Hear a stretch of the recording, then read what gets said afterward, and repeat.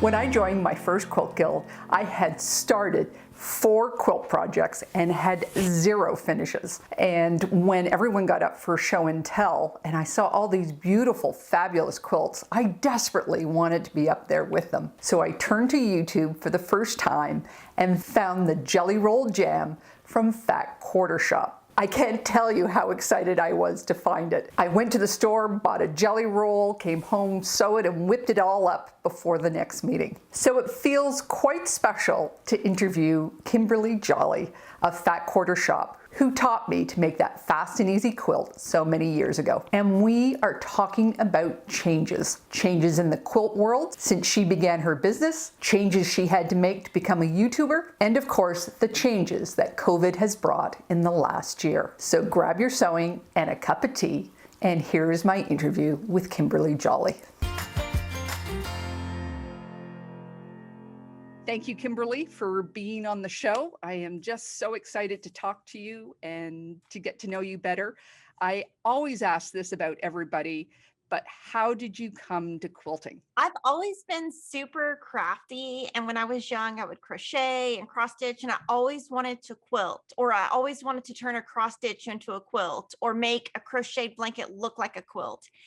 And so I didn't even learn till I was like out of college. So like 22, 23, passed by a store. It said, the quilt store. So I stopped and just started taking classes. So I've always just been crafty, but didn't really get into it until I was an adult.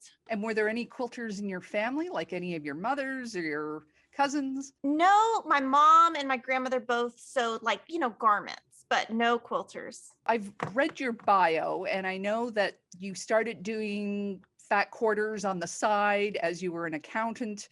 And then one day you just jumped, and I believe your husband jumped with you. Yes, and he you did. started this online business, and now it's this great, big, phenomenal business. But you started your YouTube channel in 2011, but you were not the first person on it. When did you come onto your YouTube? So I've been doing YouTube about 8 years.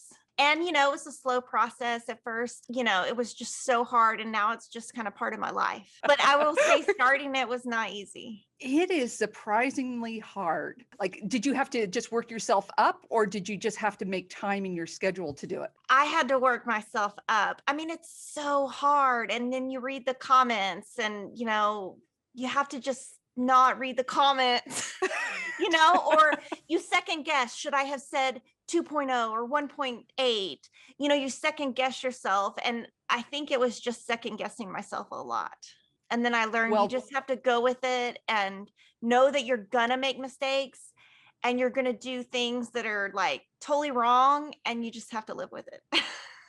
So where did the idea for the jelly roll jam come from? Was it just a pattern that you designed and you decided to put it online, or did you know it was special before you did it? I didn't know it was special, but we really wanted to do something with pre-cuts because 8 years ago, there weren't a lot of pre-cut free patterns. So we wanted to give people something where if they're at home on the weekend and they have a jelly roll, but they don't know what to do with it, if they search what to do with a jelly roll, that we would show up, or what to do with a fat quarter. So it really started with a shortcut quilt series idea. And I think that was our very first quilt that we did that was from that series. But we didn't know it was going to be as popular as it is. If you take the whole world, I think 70% of quilting is done in the US. And of that number, I think probably 25 or more percent is done in Texas. Why is quilting so big in Texas? So I think it's so big in Texas because Moda Fabrics is in Texas. And so, they had a lot of sales reps in Texas, and there's just a lot. There used to be so many quilt stores, and Moda Fabrics is such a popular fabric that I think that just with Moda being in Dallas, that has a big part of it. And it's also such a big state. And there's so many rural communities in Texas, and, a lot of people quilt in rural communities. So I think that all of that combined kind of plays into it. You have lots of quilt alongs, you have clubs and subscriptions, which is wonderful for building that quilting community. But this year with COVID, we have additional challenges. We have one, all these thousands more people coming to quilting, but how have you had to pivot or change the way you do things to help bring in and embrace all these new quilters? It's just been, I would say, challenging on the supply side because obviously we didn't order enough because we didn't know people were going to be making masks and buying a white solid to line their mask with. So you would be surprised. And then rotary cutters. We've never sold so many rotary cutters in our life because you can get it cheaper at Joann's, let's be honest, but they couldn't get it at Joann's. So we were just kind of, all the things that we used to sell are not really what's selling now. So it's definitely changed what people are buying. And we've just had to increase our buying or, buy more solids because people are using solids for the linings of masks and just work a lot more hours because I'm the one that actually orders everything. So it's been great to see kind of what people are buying now versus what they bought a year ago. I hope that all the people who have come into sewing from this will stay and at least enjoy the craft and stick with it. So you started back in 2003. Mm-hmm. You must have seen a real evolution within patterns and colors and how things have changed since then. Yeah, What when I started, there was only one modern fabric designer. It was Amy Butler. That was it. So if you were modern, that's all you had to choose from. So modern has changed, and even the style of modern within modern has changed over the years. There's more traditional. I would say that the whole what you think of traditional quilting now is totally different than it was 18 years ago. There weren't pre-cuts when I started. Everything is just changed. But it's been fun to see how it's changed and how some of the designers have stayed the same for 18 years and how some have totally changed, how new designers have come in, old designers have retired. But yeah, I've seen a lot of changes. It's funny to think back 18 years ago, there wasn't a charm pack, there wasn't a layer cake, there wasn't a jelly roll. That hadn't even been invented yet. I think one of the wonderful things that you do for quilters is you bring in designers so that not only do we see their fabric, but we can see the personality of the designer and the quilter behind it and just expand that story. How did that idea come about?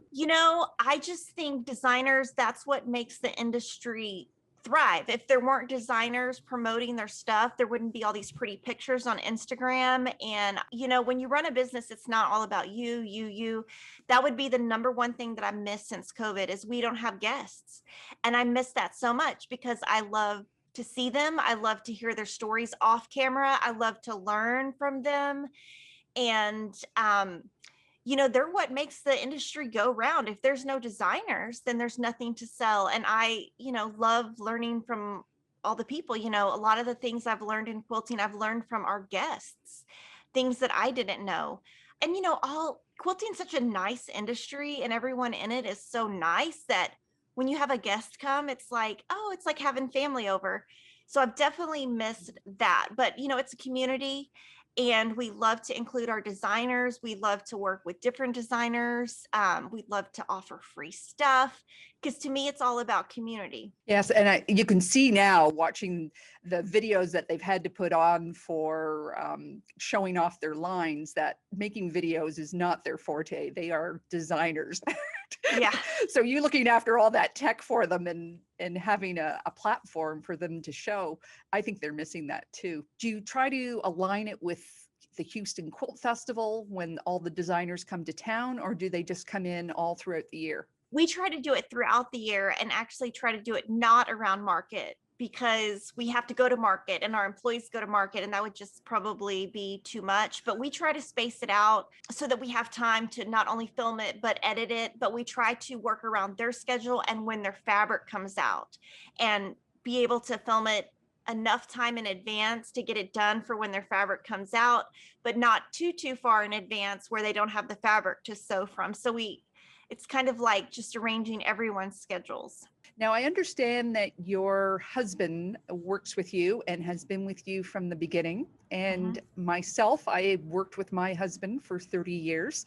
I understand the challenges involved. Have you found that your jobs overlap at all, or you definitely have your different areas that you look after? So both. The one thing that we do together is buy the fabric together, and that's pretty much it. But that's the core of the business. But everything else, I mean, we consult each other. We don't make like major decisions without the other one. But at first, it was just we were all doing the same thing because there was only a couple things to do in the business. It was to, take orders and ship them out, and that was it. So now that we have more going on, we have definitely divided it. But yeah, he does some, I do some. He knows what I'm doing. I know what he's doing, but there's days where I don't even see him unless I'm bringing him lunch or something. I mean, lots of days we don't ever, even interact at work, which is kind of interesting. We used to have a bagel date on Saturday morning, and I used to laugh like we worked side by side basically all week long, but it was that Saturday morning bagel where we actually had a chance to talk. Yeah. Now you have 4 children. My children have always claimed that they were slave labor when they were younger. How about yours? Are they involved in the business? No, they're super young. I mean, they will help me take triangles on a roll paper off or, foundation paper off. But no, they're so little. No. They used to come up here and, they would be able to see what we were doing because I think it's important, especially as a working woman, to see, like, show your kids like what you're doing so they can be a part of it. And they haven't been here in a year. But, they used to come up here with us, every now and then. So that has been different. Would you consider yourself a modern quilter or a traditional quilter? Definitely traditional. I don't even know what to do with modern, to be honest, because it's just not my style. And a lot of modern prints are so big. I just don't know what to do with them. So I just get frustrated and stop. But definitely, I would say traditional. You're running a business, and and it's a large business and a YouTube channel and a subscription service and a publishing company. When do you find time to quilt? It is part of my job.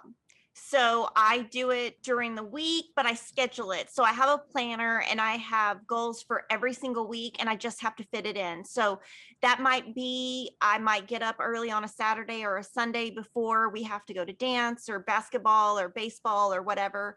I might take a day off, but it's just part of my work day. I might stay up late. Usually I do it in the morning though, but I just have to schedule it in, but I have to divide my time by week. And if I do it by week, then everything somehow gets done. Like today, I've got to figure out how to get my daughter to dance, do something with my son, and then I've got to get some sashiko on a block somehow or sashiko on a block somehow, but I'll fit it in somehow. It's just one of those things, you just fit it in. So are you making quilts for the show in the shop, or are you making quilts for you? For live stream, for work. But I pick what I like. And I, try to always do the charity quilts, always try to do the designer mystery quilts. So mostly I'm sewing for live stream and I'm promoting, not just our stuff, but I'm really big into promoting what other people are doing. For example, Moda Blockheads or Riley Blake designer blocks or Lori Holt blocks or Fig Tree blocks or Lisa Bonjean blocks or Bonnie and Camille blocks. I'm always trying to incorporate other designers in. So it's kind of a different look, but kind of mix it up. But I do keep it, traditional because I do keep all the quilts that I make and everything. So it is work, but since I create the work, I get to create what I want to do. You've been quilting for a little while now. Do you find yourself more confident with your colors? Oh yeah, totally. When I first started, that's kind of how the business started, is I was so nervous about colors. And when I would go to the store, I didn't know what to do. I didn't know what to buy. And I would just stay within the same collection, and there were no fat quarter bundles. And so I was like, well, we got to have fat quarter bundles so that, all the stuff matches, because that was before pre-cuts.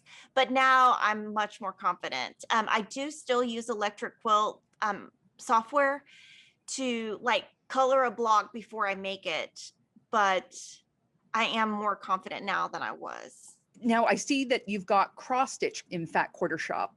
Now, you were a cross stitcher before you were a quilter. And have you just bringing that back in, or has it always been there and we just haven't seen it so much? It wasn't there. And I knew that I wanted to add cross stitch to the business at some point, and I just made the jump about 2 or 3 years ago, and it's been great. It's been fun. I think, cross stitch is becoming popular again, and it was just the perfect time to bring it in.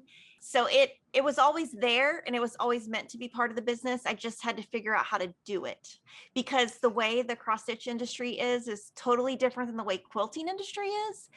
So I had to learn, how it worked and where you bought it, and, go through all the things I did a long time ago with quilting. Did you ever consider an in-person shop? No. I'm an introvert by heart. I am very much, I need a lot of alone time, which is difficult to do with 6 people in my family. But I don't think I would do that well. And I think it's really hard to do both well. My husband and I are so driven on good customer service. If we had a brick and mortar and this, I don't think we could do both well. Do you have a long arm in your space do you actually do the long arming, or do you have somebody else do your long arming? We have 2 locals that do long arming. We have Gina Tell of Thread Graffiti, and then Mike from mylongarm.com. And we try to divide it between the 2 of them so that we don't have to like mail it off, etc. But I don't have a long arm. I have about 0 interest in long arming. To me, that's like so out of my comfort zone that I don't even know how that would be done. So tell me about your Serendipity Quilt Along 2021. I know this is near and dear to you. Yeah, so every year we have a charity quilt along, and we pick different charities. This year's charity is Make-A-Wish, and we this year are trying to raise $100,000.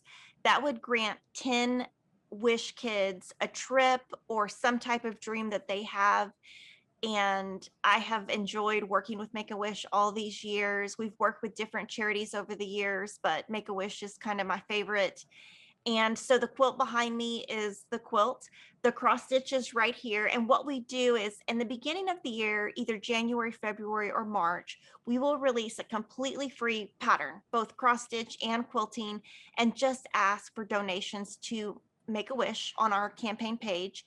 And Kevin and I will donate 20,000, and Mark Dunn of Moda Fabrics will donate 10,000 at the end of the year. And it's just a way to give back in some way. And we just love doing it. It feels so good. I mean, obviously we haven't been able to grant an in-wish person in a long time because of COVID, but we hope that when that's over that we can, get to meet the wish kids, because that's always fun for me. And sometimes my kids get to go, and I think it's good to teach my kids, you have to give back, not everything is just always about yourself. So you've been running this is your 8th year. Yeah. And what have you discovered along the way? What works well in a quilt along, and what do you like best about the quilt along? So for the quilt along, we find that it has to be something that will appeal to most people. So it can't be too modern. It can't be too traditional. It's got to be somewhere in the middle. And we have found the ones that are most successful are the ones that are more beginner friendly. When we've done things that are too complicated, we think it scared people off, and then the donations haven't been as good. So, and we try to mix it up where one year we have a light background, and then one year a dark background, and then a light background and a dark background, so that, because the goal is always to raise as much money as possible. So we try to mix it up where it's always different each year, so it keeps people coming back and keeps people interested, so that it's different each year. And how many of your employees make the quilt? Gosh, I don't know. I would say about 8. And we try to show each week, a different look. You've got a really nice couch there, and I noticed that in a lot of your Q&As and things like that, you've developed this other set. How big is your space for YouTube? Is your studio right next door, or is this in a totally separate location? Oh, we're in the same building. We're upstairs. So all of our fulfillment is right behind me. So if you hear like some loud forklifts, it's right behind me. We have 4 sets all in the same area. So I would say it's about 8 bedrooms size. I'm very bad with feet and inches, and I have no idea how big it is. I do know it was supposed to be soundproof, and it's definitely not. I know that. But yeah, it's here, it's at work. We have done some filming at my home, but that's always hard. It's good to keep work and life kind of separate. Well, I don't think people realize how much time is involved in the setup of a shot. You're trying to get the right lighting and the sound not to reverberate off the walls and get the right angle on the shot of the piece. It's nice to do it in the same spot all the time just to eliminate all those variables. Yeah, and the internet's more reliable here than it is at my house. But yeah, it is really hard to do all of the things. And it's not just me. I have a whole team behind me doing all of this. It's not just me. It is hard though, even with it just being everyone behind me, it's still hard to come and do it. What if you're having a bad day? It's really hard. I think people don't realize how much, what if the light breaks? What if the camera breaks? What if the batteries go out? I mean, there's so many things that happen and go wrong. At the end, we just say, like, our joke is that the room is haunted, or stuff like that, to make it funny. Because if you don't make it funny, then you can't do it. I have to stop myself all the time saying, this is not going to be at the Academy Awards. Yeah. I just don't need to have that level of production behind it. But how long does it take for you to put a YouTube video together? Like, what's the time span from the idea to the actual filming? I would say months. The live stream is each week, but that takes me months of sewing in advance. Both of my channels, I've got the Fat Quarter Shop YouTube channel and the Fat Quarter Shop Floss Tube channel. But I mean, the amount of hours that go in just for me personally stitching is hours, like probably 8 hours each video. But for the quilting side and just a traditional quilting video, I would say months, because we've got to first see the fabric. We've got to design the quilt. We've got to write the entire quilt. We've got to have sample makers who sample maker all that out. Then we have to film it, and then we have to edit the video, and then we have to proof the edit of the video. So I would say months. It's a lot. It's a lot more than people think, but it's still fun. I mean, you just have to kind of get in the rhythm of all the steps and make sure all the steps align, because if one of the steps doesn't align, then it kind of throws everything off. But just like, for example, we're doing a photo shoot next week and we have to move it because we think it's going to snow, which is crazy because Texas, it doesn't snow here. So it's like, oh, if you change that photo shoot for that book, because we publish books, well, then that changes all of our videos. You just have to learn to just go with the flow. I don't like change, but as long as I change it in my planner, we're good. A couple of months ago, I sat down and put a check mark for all the different steps that have to be done. And it's amazing how many times I have to refer to it. You read in the comments about somebody saying, you did this wrong, or you did this wrong. And you're like, yeah, I read the comments, and I used to, pay personal insult, and now I just laugh and I think, oh, okay, I'll fix it next time. I might say someone's name wrong, or when you get on camera, the thing that I find is your vocabulary just goes away. You say the wrong word, you say the wrong month, you say the wrong day, because you're on camera. Just the flip of that switch kind of just messes with your mind, and mentally you go somewhere else. And some days you do great on camera and some days you do horrible, and you just have to know, like, some days my jokes people think are funny, and some days they're like, that was not funny. And I'm like, okay, well, I thought it was funny. But you just have to kind of learn to go with it, which is totally not my personality, but I've gotten better at it over the years. You're going to say the wrong stitch length. You're going to say the wrong company name. I mean, I mess up all the time. And if I just learned that I have to make a joke about it. And like today, I made a mistake earlier today. I'll probably beat myself up over it all week. But you just have to like try to not do that, because you're going to make a mistake, or you're going to be rude, or you're going to say something wrong. It's just kind of part of it, because it's, especially if it's live. Oh my gosh. yes, you do a lot of live Q&As, and you got to think up the answer in the moment. Yeah. You got to understand the question, and then you got to have an answer. Yeah. And then sometimes I don't understand the question. So I'll have to say, put that in the comments again. I'm not sure. And a lot of times I'll answer the wrong question. Lily will ask me the question, and then I will answer, and she's like looking at me like, what? Because I heard the question wrong. But, you just have to have somebody behind the camera that's willing to say like, hey, you need to redo that. So are you thinking up new ideas and new ways to do YouTube? How far ahead have you got your YouTube channel planned? 6 months. And I did have this really great idea before COVID hit. I was totally wanting to do a podcast. I was like, now that I can't have guests come and film, like, okay, that podcast can't happen yet. Now, I think the live is where it's at right now. In 2 years, it might not be that. And last night I heard about some kind of new social media, and I thought, oh my goodness, stop adding more, because I'm thinking, okay, what am I going to have to do with that? Yeah, I'm always trying to think of ideas, trying to be innovative, trying to work with other people. When I look at a fabric line, for example, we used to just buy fabric. That was what we did 17 years ago. A sales rep would come, they would put the fabric in front of you. You would be like, okay, I'm going to buy this. Now it's like, okay, what am I going to buy? Am I going to do a Jolly bar that's exclusive to us? How many kits am I going to do? Is there a video? Am I going to show it in a live stream? Because all of that affects the buying. So it does get pretty complicated. You were talking about buying.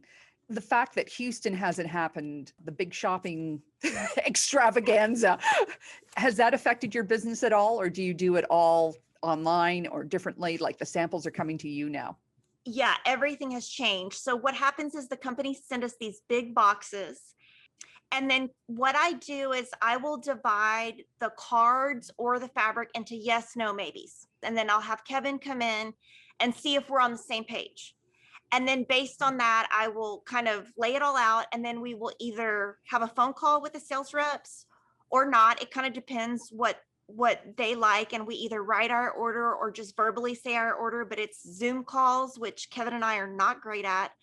I don't know how to do technology. I don't really want to learn at this point how to do too much technology. I'm more of a pen and paper kind of person. It takes us longer to buy because we're doing more of the legwork. So I would say that's taken away more of our time doing other stuff, but it's okay. I mean, you just have to go with it. It's been a crazy year. It's been great. It's been bad. It's been all of the things. And I think it is like that with any business. You just have to be able to learn to change and go with it and figure out what works. At first we were like, oh, I don't know what to do with these big boxes. I didn't know what to do. And then Kevin and I just figured out a system. I just do it. I don't know. I think I prefer the sales reps to come because you get to hear, I mean, they're your friends. They become your friends, and we haven't seen sales reps in forever. It's crazy. I mean, it's just, everything is so different. Well, I hope it goes back to the way it was. So what month are you working on now? You're buying now for delivery September, when? October, August, September, October. And do you ever open your eyes to what's coming after that? Like I noticed, like Tula Pink mentioned on her Instagram that she's putting to bed her next year's collection, like just being at a sync like that. How challenging is thinking about September now, or are you used to it? We're kind of used to it. We buy Christmas in January, and we always have. We just kind of get used to it.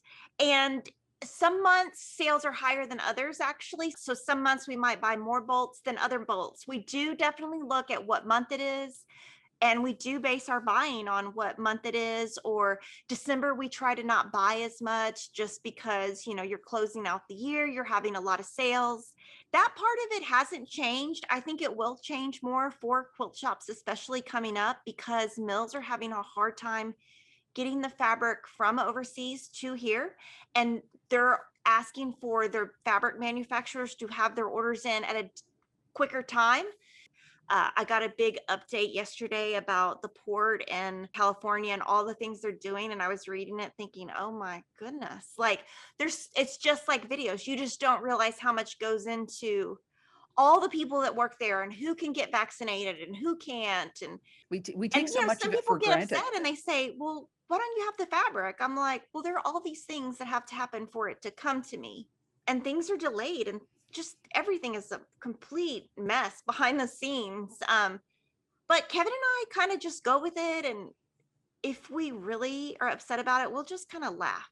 It's kind of one of those things where I know if Kevin is laughing too much, then there's like a real problem, because that's his way of dealing with things, is to laugh. So sometimes when I tell him things and he laughs too much, I think, okay, we got to figure this out. Business in the time of COVID. It's so funny. I know last year when this was first happening, I'm very close physically to a quilt store, and she was worried that this was going to be the end of quilting. The stores were going to close, and because there was going to be no business. And who knew that a year down the road, we would just be desperate to get your hands on any fabric you could possibly get your hands on. I definitely was thinking, okay, we got to prepare for the worst, please hope we don't have to lay anybody off. I mean, that's what I was thinking. When COVID hit, I was actually out of town. Like when everything started shutting down, that's my biggest thing. People don't think about that much, but I do think of my employees. And the last thing I ever want to do is lay someone off for no reason because business didn't come in. And so it was very nerve wracking. And now, a year later, it's not as stressful, but it's been a stressful year. It's been Well, a lot of moving parts, I would say. and I'm sure you've had to put in health precautions as well to keep people separate, and they're still working, but they're divided. Right. And all the plastic plexiglass. And it's not so easy to find plexiglass when everybody needs plexiglass, so it wasn't so easy. It's like you knew what you needed to do, but gosh, the supplies weren't there. Tables, we used to have 2 people cut per table. Now we have 1, and lots of money spent on masks for our employees so that they can have masks and don't have to buy their own masks. And I can't tell you how difficult it was to get a working stand-up hand sanitizer. We got them, and we bought like a ton of them, and none of them worked. We had to send them all back and get new ones. But I mean, like the amount of money and time and craziness that went into just finding a working hand sanitizer 9 months ago was almost laughable. And, find something that was even in stock. So it's funny to think about now, but we were desperate at the time because you need to protect your workers. You need to have supplies, but it was almost impossible to find them. Well, we are in lockdown again. We've been in lockdown since December, well, the day after Christmas. And it's so different from the previous lockdown where we had no clue what was coming, what the virus was and what it was doing. But now we know. And I know I'm sitting here from a place of privilege. I don't have to go out and work. I can keep quiet and isolated, but it's just a whole different feeling this year.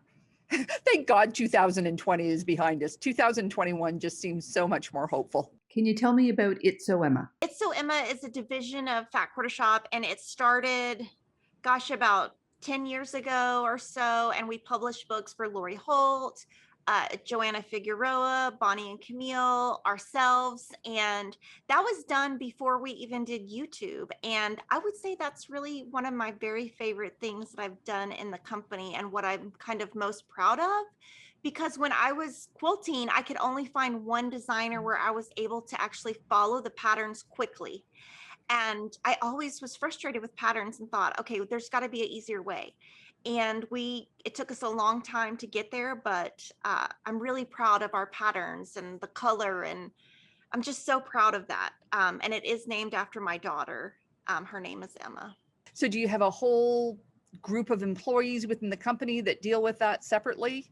Yes, we have just like 3 or 4 employees that just run It's So Emma.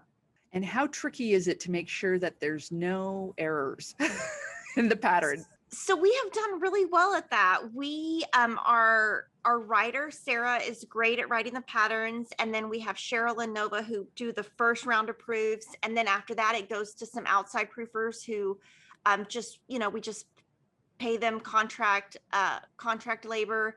And then when I get it, I'll tear it apart. I mean, I'm really good at editing, and then we just go through the edits so many times. And of course, the authors get to look at it. And I think, with having YouTube, sometimes people will say something like, oh, I hope this is included. And it's like, oh, good, we'll include that. Getting feedback from YouTube has actually really helped us with our books, because they might say, oh, put the triangle paper size, or, they'll say something that I'll think, oh, we should include that.